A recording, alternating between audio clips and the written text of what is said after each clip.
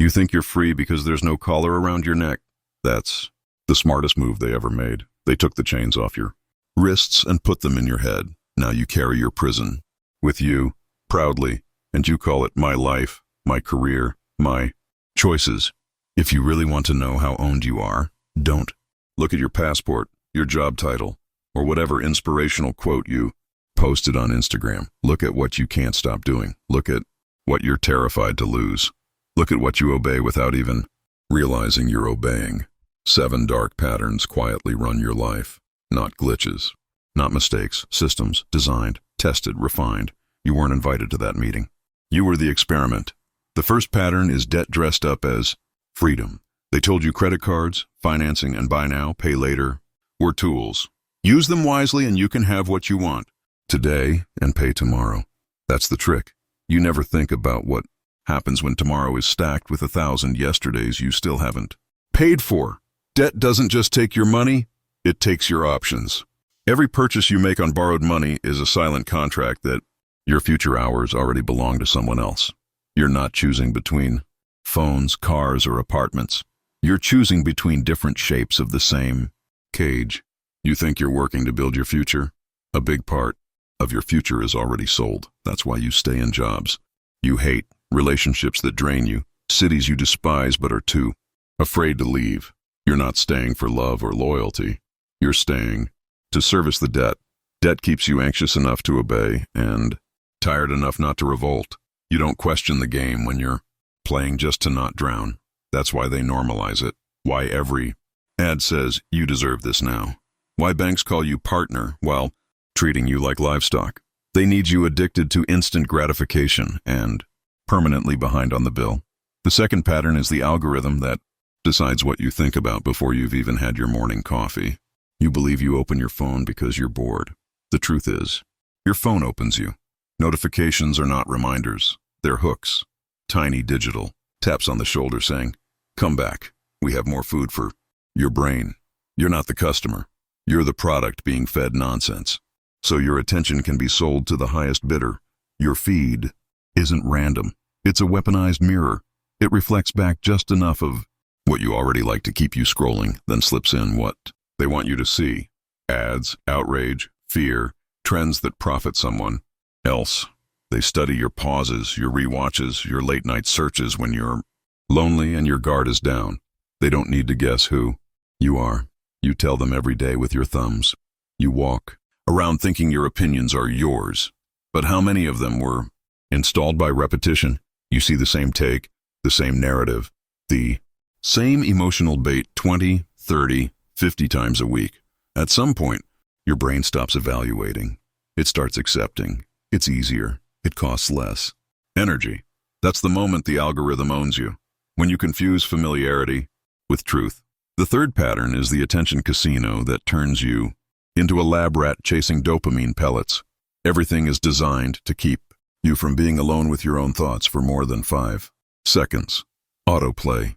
Infinite scroll. Short videos that never quite resolve. So brain keeps waiting for a payoff that never comes. You're not being entertained. You're being conditioned. You train your brain to crave tiny hits of stimulation, a like, a new video, a notification bubble. Over time, anything that doesn't deliver immediate reward feels unbearable. Reading a book feels heavy. Sitting quietly feels pointless. Working on something hard for months feels impossible. A mind that can't focus can't build. It can consume, react, complain, get outraged, scroll, and buy. But it can't create structures that outlive the next wave of distraction. That's great news for everyone who profits from keeping you weak, dependent, and overstimulated. A person who can't tolerate boredom can't tolerate freedom either, because freedom requires self-direction, and that's painful. If your entire nervous system is wired to expect entertainment on demand. The fourth pattern is the corporate cult that convinces you exploitation is a career path. You don't join a company, you join a belief system. They don't say, you're here to produce profit, because that would trigger resistance. They say we're a family. Families forgive. Families sacrifice, no matter how bad it gets. Families, convenient, right? Look at the rituals. Motivational speeches that sound like sermons. All-hands meetings that feel like Sunday gatherings. Slogans pasted on walls like scripture. We hustle hard. We go the extra mile. We're all in. There's always a story about some employee who pulled multiple all-nighters and is now a hero. What they don't show you is the divorce, the burnout, the broken health. Behind the slide, critics are not people with valid concerns. They're not team players. Doubts are not feedback. They're negativity. And if you ask too many questions, suddenly you're not aligned with our culture. That's cult talk. The group defines reality. Loyalty is more important than truth. Your salary is not a reward for your value. It's a management tool. Just enough to keep you attached, not enough to make you truly independent. They sprinkle in bonuses and promotions like intermittent reinforcement in a lab experiment. You never know when the next treat is coming, so you keep pressing the lever. The fifth pattern is social approval as a digital prison. Once shame was local. You made a mistake in front of a few people. They talked. They forgot. Today, you live under a permanent spotlight run by strangers who have nothing better to do than judge your every move. You internalize that gaze. You become your own jailer. You don't post what you really think. You post what is safest. You don't pursue what actually matters to you. You pursue what looks good from the outside. Likes, followers, comments. They're not just numbers. They're a score for how acceptable you are to the tribe. That's why people would rather be wrong with the crowd than right alone. Being canceled scares them more than being controlled. The system doesn't need to threaten you directly. It just teaches you that the worst thing that can happen is social exile. Once you believe that, you'll police yourself. So you calibrate every word. You soften every opinion. You bury every impulse that might make you stand out as too different. You think that's you maturing. Often it's just you shrinking in advance. So the crowd doesn't have to do it for you. The sixth pattern is manufactured chaos. Constant crises designed to keep you too mentally exhausted to notice the larger pattern. There is always something to fear. A new health scare, a new conflict, a new economic collapse, a new scandal. You live in permanent breaking news mode. Your nervous system is not built for that. It's built for sprinting away from danger, then recovering. Not for 24/7 tension fed to you in HD. Fear makes you easy to steer. When you're scared, you stop asking, is this true? And jump straight to, what do I do? That's where the instructions slide in. Do this, support that, obey here, consent to this new rule. Give up that freedom. It's for your safety. Every year, more control measures are added. More surveillance, more rules, more for your own good restrictions. Put them all on a timeline and you see the arc. But you don't look at the arc. You're too busy reacting to the crisis of the week. Caught in a strobe, light of fear, you lose the ability to see the room you're standing in. The seventh pattern is learned helplessness, training you to believe that nothing you do will change anything significant. You grow up in systems that reward obedience and punish initiative. School teaches you to wait for instructions, ask for permission to speak, memorize instead of question. Government teaches you that decisions are made somewhere far above your head and your role is to pick between pre-selected options every few years and then go back to work. Big companies teach you that strategy is decided. In meeting rooms you'll never enter. So when you see how rigged the game is, your reflex isn't to organize, build, or resist. Your reflex is to shrug. It's always been like this. What can I do? I just try to live my life. That's not apathy by nature. That's apathy by design. Once people believe they're powerless, you don't need to control them directly. They'll do it themselves. They'll say no to their own ideas before anyone else has the chance. They'll mute their own voice, cancel their own plans, sabotage their own attempts to escape. You don't have to lock the door of the cell if they've internalized the belief that doors don't open for people like them. Put all 7 patterns together and you get a neat little ecosystem of control. Debt keeps you working. Algorithms keep you distracted. The dopamine casino keeps you addicted to trivial stimulation. Corporate cults keep you loyal to structures that don't care if you burn out. Social approval keeps you obedient to the crowd. Manufactured chaos keeps you scared and off balance.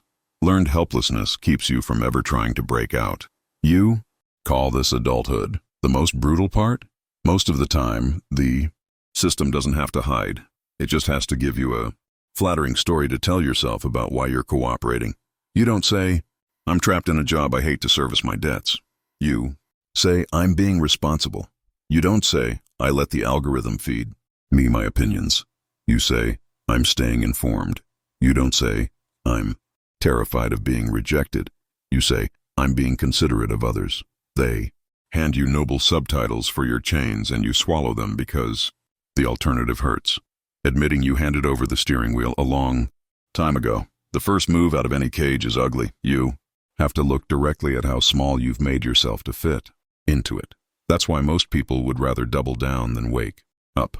They defend the very forces that keep them crushed. They worship their job title, their favorite platform, their political team, their influencer gurus. They will fight you for threatening the illusions that keep them comfortable. Freedom isn't inspirational. It's inconvenient. It means you cancel things that impressed other people but destroyed you. It means you disconnect from the drip feed of outrage and nonsense and endure the discomfort of your own unfiltered mind. It means you stop taking every new crisis at face value and start asking, who benefits if I'm scared right now? Who benefits if I stay confused? It also means you take responsibility in a way that no system wants you to. Not the kind of responsibility they preach. Pay your bills, pay your taxes, shut up and keep the machine running. Real responsibility. Deciding what you will give your life to and what you refuse to subsidize with your time, money, body, and attention. You can't beat all 7 patterns at once. That's another trap. Perfectionism as paralysis. You don't need to become some off-grid monk to start pulling the wires out of your head. You start small and specific. You look at your debt and ask which part of it is just you trying to impress people who don't care about you. You look at your feed and cut out whatever consistently leaves you weaker, angrier, or emptier. You sit in silence for 10 minutes without reaching for a device, just to prove to yourself that you're still there beneath the noise. You watch your job and notice when language shifts from honest to cult-like, from work to family, from project to mission, from colleague to brother. You pay attention to when discomfort at work comes from growth and when it comes from manipulation. You learn the difference. You notice every time you edit yourself mid-sentence because you're afraid of losing imaginary points with the crowd. Those moments are coordinates, pointing straight at where you're still owned, not by laws, not by guns, by fear. You start tracking how often you say, I can't, when the truth is I won't, or I'm scared. Helplessness is a habit. So is courage. One gets rehearsed hundreds of times a day, the other almost never. Flip the reps. None of this will make you fully free. There is no end state where you're completely outside every system. You were born into a world built before you got here. But the goal isn't to float above everything. The goal is to stop being the easiest kind of slave, the one who thinks he's a king because they let him customize his own chains. The game they're playing with you isn't complicated. It's just big, loud, and constant. They want your time, your attention, your labor, your emotional energy. In return, they give you distractions, debt, and digital applause. Most people accept the trade. They call it modern life and laugh at anyone who questions it. If you want to test how deep the hooks go, don't make a speech. Make a tiny refusal. Leave a message on red. Turn off autoplay. Say no to the next pointless meeting. Pay cash instead of credit for 1 month. Watch who gets uncomfortable. Watch what parts of you panic. That's where the system lives, in the reflex that screams, you can't do that. When you start pulling on those threads, the world won't applaud. You'll look unstable to the people whose whole identity is rooted in playing along. They'll tell you, you're overreacting, being paranoid, being dramatic. Translation, you're showing them a mirror they're not ready to look into. You won't wake up one day completely free. You'll just wake up a little less owned than yesterday, a little less predictable, a little harder to herd, to sell to scare, to shame. That's what terrifies systems built on control, not the rebel with a sign, but the quiet human who stops responding to the usual buttons. And if you think this is all too dramatic, too dark, too cynical, that's fine. The system has a place for you too. It will let you keep your shows, your games, your comfortable little routine. It will let you complain about politicians online, binge whatever trend comes next, and fantasize about a different life you will never actually build. You'll get occasional hits of happiness, some nice photos, a few upgrades. You'll call that freedom. They'll call that compliance. 7 dark patterns proved you're already a slave. Now you decide whether you stay one. The first rule of the